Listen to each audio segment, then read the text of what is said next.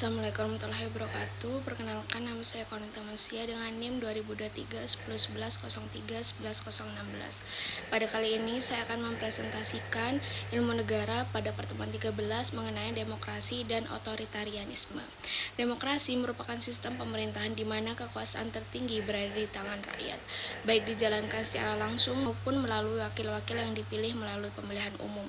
Prinsip dasar yang umum digunakan untuk menggambarkan demokrasi adalah pemerintahan dari rakyat, oleh rakyat, dan untuk rakyat. Terdapat beberapa ciri yang umumnya melekat pada negara yang menjalankan sistem demokrasi. Pertama, terdapat pemilihan umum yang dijalankan secara bebas, jujur, dan berkala dalam periode waktu tertentu. Kedua, kebebasan berpendapat, kebebasan pers, dan kebebasan berorganisasi dijamin dan dilindungi oleh negara. Ketiga, terdapat pembagian kekuasaan yang jelas antar lembaga negara disertai mekanisme saling kontrol yang dikenal dengan istilah checks and balance.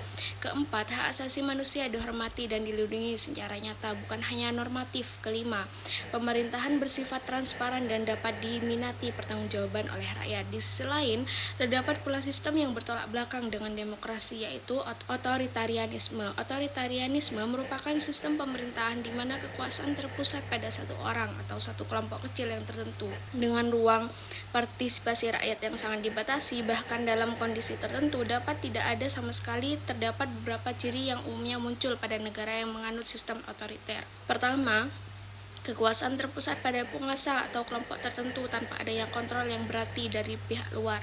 Kedua, kebebasan berpendapat dan kebebasan pers dibatasi secara ketat, bahkan seringkali dibungkam apabila dianggap mengancam kekuasaan yang ada. Ketiga, pemilihan umum apabila tetap diselenggarakan umumnya hanya bersifat formalitas dan tidak benar-benar kompetitif.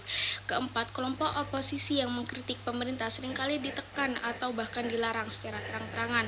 Kelima, tingkat transparansi dan akuntabilitas pemerintah terhadap publik cenderung sangat rendah. Dengan demikian, perbedaan mendasar antara demokrasi dan otoritarianisme terletak pada pihak yang benar-benar memegang kendali kekuasaan serta beberapa besar ruang partisipasi dan kontrol yang dimiliki oleh rakyat terhadap jalannya pemerintahan negara.